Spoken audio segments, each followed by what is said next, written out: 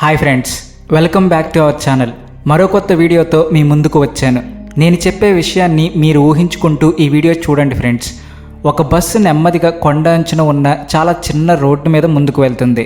దానికి ఒకవైపు భారీ కొండ ఉంటే మరోవైపు 100 మీటర్ల లోతున్న లోయ కనిపిస్తుంది. బస్సు వీల్కి ఆ ఆగాదానికి మధ్య ఉన్న దూరం కేవలం కొన్ని ఇంచెస్ మాత్రమే.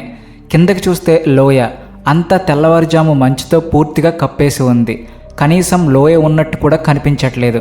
ఒక చిన్న మిస్టేక్ జరిగినా, ఒక్క క్షణం కాన్సన్ట్రేషన్ తప్పినా చాలు, ఆ బస్సు మొత్తం ప్రయాణికులతో సహా లోయలోకి పడిపోతుంది. అసలు ఆ రోడ్డు ఏంటి, ఎక్కడ ఉంది?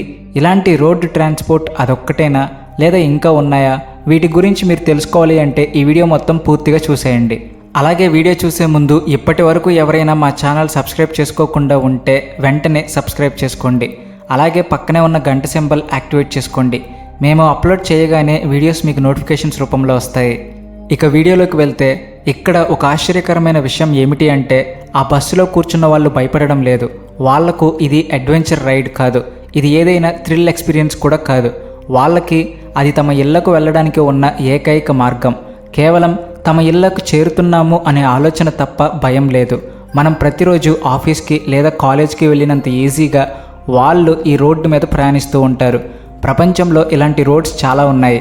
మనం మ్యాప్స్లో చూసినప్పుడు అవి కేవలం రోడ్స్ లాగా కనిపిస్తాయి, కానీ అక్కడ నివసించే ప్రజలకు అవి జీవనాధారం. ప్రపంచంతో వీళ్ళని కలిపే ఏకైక కనెక్షన్. ఈరోజు మనం ప్రపంచంలోని అతి భయంకరమైన రోడ్స్ గురించి తెలుసుకోబోతున్నాం. వీటిల్లో కొన్ని రోడ్స్ రోడ్ల మధ్యలో ఉంటాయి, కొన్ని ఐస్ మీద నిర్మించారు, మరికొన్ని రోడ్స్ చూస్తే అసలు ప్రమాదకరంగా కూడా అనిపించవు, కానీ వాటి వెనుక ఉన్న ప్రమాదం మాత్రం మనం ఊహించలేనిది. వీటిల్లోకి ముందుగా మన ప్రయాణం హిమాలయాస్ వైపు సాగిద్దాం. భారతదేశంలోని లడఖ్ అండ్ కాశ్మీర్ ప్రాంతాలను కలిపే జోజిలా పాస్ ప్రపంచంలోని అతిపెద్ద ప్రమాదకరమైన మౌంటైన్ రోడ్స్లో ఒకటి. సముద్ర మట్టానికి సుమారు 3500 మీటర్ల ఎత్తులో ఉన్న ఈ రోడ్ని చూస్తే అది ఒక మౌంటైన్ సైడ్కి అతుక్కుపోయిన చిన్న దారిలాగా కనిపిస్తుంది. ఒకవైపు నిలువుగా ఉన్న కొండ, మరోవైపు కంటికి కూడా కనిపించినంత లోతున్న లోయ. కనీసం రోడ్డు మీద ప్రాపర్ సర్ఫేస్ కూడా ఉండదు. మట్టి, మంచు, ఐస్, అప్పుడప్పుడు పైనుండి పడుతున్న రాళ్లతో ఆ రోడ్ ఎప్పుడు బిజీగా రియాలిటీని చూపిస్తూ ఉంటుంది. వింటర్ సీజన్లో అయితే హెవీ స్నోఫాల్ కారణంగా ఈ రోడ్డు పూర్తిగా క్లోజ్ అయిపోతుంది. కొండలపైన ఉన్న విలేజెస్ నెలల తరబడి ప్రపంచంతో సంబంధాలు కోల్పోతాయి. Food, supplies, medicines, emergency equipment అన్నీ హెలికాప్టర్స్ ద్వారా మాత్రమే చేరుతాయి. ఎప్పుడు ఇలానే ఉంటుందా అంటే, సమ్మర్లో పరిస్థితి మరోలా ఉంటుంది. స్నో కరిగిన తర్వాత ల్యాండ్ స్లైడ్స్ మొదలవుతాయి. కొండల మీద నుంచి పెద్ద పెద్ద రాక్స్ ఒక్కసారిగా రోడ్స్ మీద పడతాయి. అలాంటప్పుడు ఒక్కోసారి బస్ మీద కూడా పడుతూ ఉంటాయి, లేదా అలా పడడం వల్ల రోడ్ బ్లాక్స్ కూడా అవుతూ ఉంటాయి. అంతేకాదు, అంత చిన్న రోడ్డు మీద 2 వెహికల్స్ ఎదురెదురుగా వస్తే పరిస్థితి చాలా టెన్స్గా మారుతుంది. డ్రైవర్స్ బయటకు వచ్చి అతి జాగ్రత్తగా సిగ్నల్స్ ఇస్తూ ఒక్కో ఇంచు ముందుకు కదులుతారు.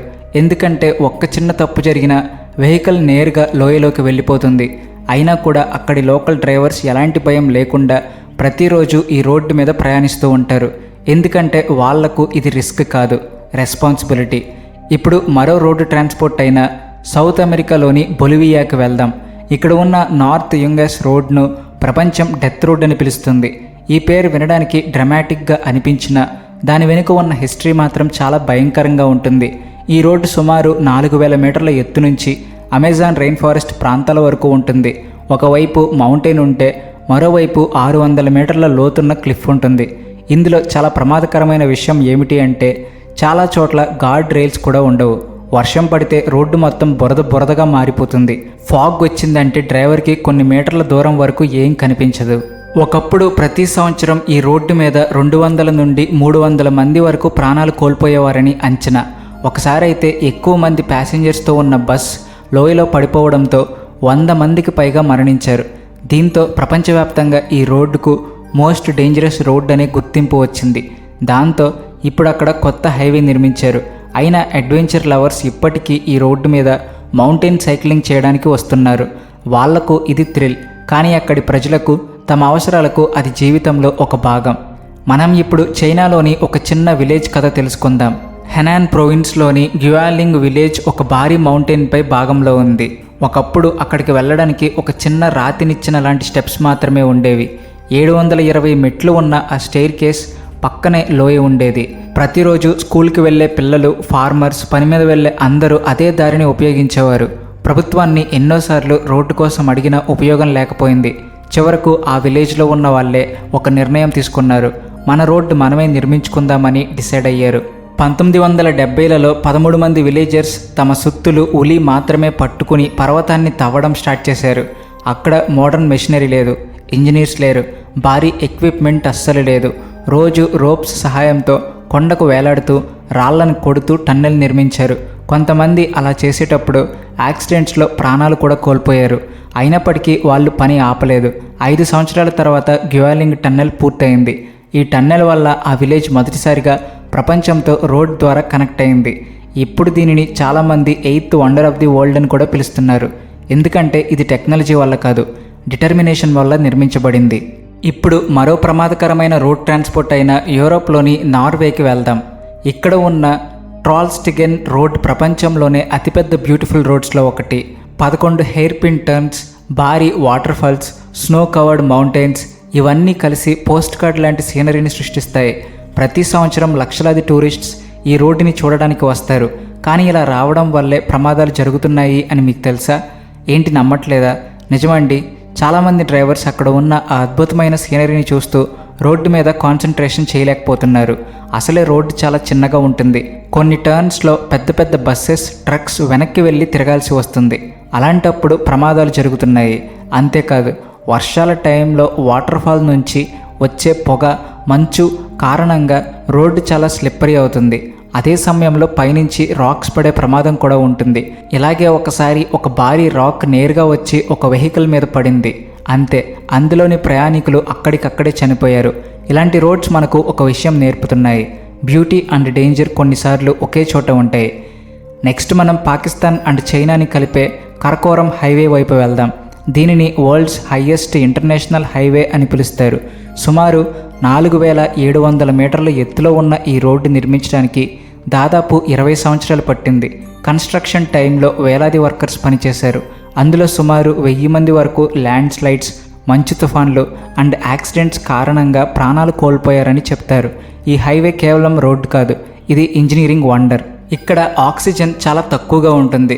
కొంతమంది డ్రైవర్స్కి ఆల్టిట్యూడ్ సిక్నెస్ కూడా వస్తుంది. రైనీ సీజన్స్లో మౌంటైన్స్ నుండి రాక్స్ కిందకి జారిపడడం సాధారణ విషయమైనా కూడా ఏషియాలో ట్రేడ్ అండ్ ట్రాన్స్పోర్టేషన్ కోసం ఈ హైవే అతి ముఖ్యమైన రూట్గా కొనసాగుతుంది. నెక్స్ట్ ఇప్పుడు కెనడాలోని ఐస్ రోడ్స్ గురించి మాట్లాడుకుందాం. ఇవి సాధారణ రోడ్స్ కావు. ప్రతి వింటర్ సీజన్లో ఫ్రోజన్ లేక్స్ మీద టెంపరరీ రోడ్స్ నిర్మిస్తారు. టెంపరేచర్ చాలా తక్కువగా ఉన్నప్పుడు లేక్స్ పూర్తిగా ఐస్గా మారిపోతాయి. ఆ ఐస్ సరిపడా థిక్కైన తర్వాత ట్రక్స్ వాటి మీద ప్రయాణిస్తాయి. రిమోట్ కమ్యూనిటీస్కి ఫుడ్, ఫ్యూయల్, మెడిసిన్స్ తీసుకెళ్లడానికి ఇవే ప్రధాన మార్గాలు. కానీ ఇక్కడే ఒక భయంకరమైన రిస్క్ ఉంది. వెహికల్ చాలా ఫాస్ట్గా వెళ్తే ఐస్ క్రాక్ అవుతుంది. అలా అని చాలా స్లోగా వెళ్తే కూడా ప్రాబ్లం అవుతుంది. కొన్ని సందర్భాల్లో ట్రక్ బరువును తట్టుకోలేక ఐస్ విరిగి వెహికల్ మొత్తం లేక్లో మునిగిపోయిన ఘటనలు కూడా ఉన్నాయి. అక్కడ సర్వైవల్ ఛాన్సెస్ చాలా తక్కువ. ఎందుకంటే ఐస్ వాటర్లో కొన్ని నిమిషాల కంటే ఎక్కువసేపు మనిషి బతకడం చాలా కష్టం. అందుకే ఇది కూడా ప్రమాదకరమైన రోడ్వే అయింది. ఇప్పుడు మన లిస్టులోని చివరి రోడ్ గురించి తెలుసుకుందాం. ఇది ఫ్రాన్స్లో ఉంది. దీని పేరు ప్యాసేజ్ డ్యూ గోయిస్. ముందు మనకు ఇది చూడగానే పూర్తిగా సేఫ్ రోడ్ లాగా కనిపిస్తుంది. మౌంటైన్స్ లేవు, క్లిఫ్స్ లేవు, షార్ప్ టర్న్స్ కూడా లేవు. కానీ ఈ రోడ్డు వెనుక ఉన్న ప్రమాదం మిగతా రోడ్స్ కంటే చాలా డిఫరెంట్గా ఉంటుంది. రోజుకు 2 సార్లు ఓషన్ వాటర్ ఈ రోడ్ని పూర్తిగా ముంచేస్తుంది. లో టైడ్ టైంలో మాత్రమే వెహికల్స్ ఈ రోడ్డు మీద ప్రయాణించగలవు. హై టైడ్ మొదలైతే కొన్ని నిమిషాల్లోనే రోడ్డు మొత్తం వాటర్ కింద మాయమవుతుంది. చాలామంది టూరిస్ట్స్ టైంని తప్పుగా క్యాలిక్యులేట్ చేసి మధ్యలో చిక్కుకుపోయారు. కొన్ని సందర్భాల్లో కార్స్ పూర్తిగా వాటర్లో మునిగిపోయాయి. అందుకే ఈ రోడ్డు మనకు ఒక గొప్ప లెసన్ నేర్పుతుంది. కనిపించే ప్రమాదం కంటే కనిపించని ప్రమాదమే ఎక్కువ ప్రమాదకరమని. మొత్తానికి ఈ రోడ్స్ అన్నీ మనకు ఒక విషయం చెప్తున్నాయి. డేంజర్ అనేది రోడ్డులో ఉండదు, దాన్ని మనం ఎలా అప్రోచ్ చేస్తామనే దానిలో ఉంటుంది. హిమాలయాస్లో డ్రైవర్ అయినా, బొలివియాలో సైక్లిస్ట్ అయినా, చైనాలో విలేజర్ అయినా, కెనడాలో ట్రక్ డ్రైవర్ అయినా వాళ్ళు డేంజర్ కోసం వెతకడం లేదు. వాళ్ళు కేవలం తమ జీవితాన్ని కొనసాగిస్తున్నారు. కానీ ప్రతిరోజు వాళ్ళు ప్రయాణించే రోడ్స్ మనకు అసాధ్యంగా అనిపిస్తాయి, అంతే. అందుకే ప్రపంచంలోని ఒక సేఫ్ రోడ్డు కూడా కేర్లెస్నెస్ వల్ల ప్రమాదకరంగా మారుతుంది. అలాగే ప్రపంచంలోని అతి డేంజరస్ రోడ్డు కూడా డిసిప్లిన్, పేషెన్స్, ఎక్స్పీరియన్స్ ఉంటే మనల్ని సురక్షితంగా గమ్యానికి చేర్చగలదు. ఎందుకంటే చివరికి మనిషిని కాపాడేది రోడ్డు కాదు, డ్రైవ్ చేసే వాళ్ళకి అవగాహన ఉండాలి. అప్పుడు ఎలాంటి ప్రమాదకరమైన రోడ్లో అయినా మనం సేఫ్గా ఇంటికి చేరుకోగలం. సో ఇది ఫ్రెండ్స్ ఇవాళ వీడియో కానీ మీకు నచ్చినట్లయితే వెంటనే లైక్ చేసి సబ్స్క్రైబ్ చేసుకోండి. మీ ఒపీనియన్ను కామెంట్స్ రూపంలో మాతో పంచుకోండి. అలాగే ఈ వీడియోను నలుగురికి షేర్ చేసి వాళ్ళకి కూడా ఇలాంటి వాల్యుబుల్ ఇన్ఫర్మేషన్ షేర్ చేయండి. బట్ పక్కనే ఉన్న గంట సింబల్ని యాక్టివేట్ చేసుకోవడం మాత్రం మర్చిపోకండి. Thank you. జై హింద్. Please like and share and also thanks for watching.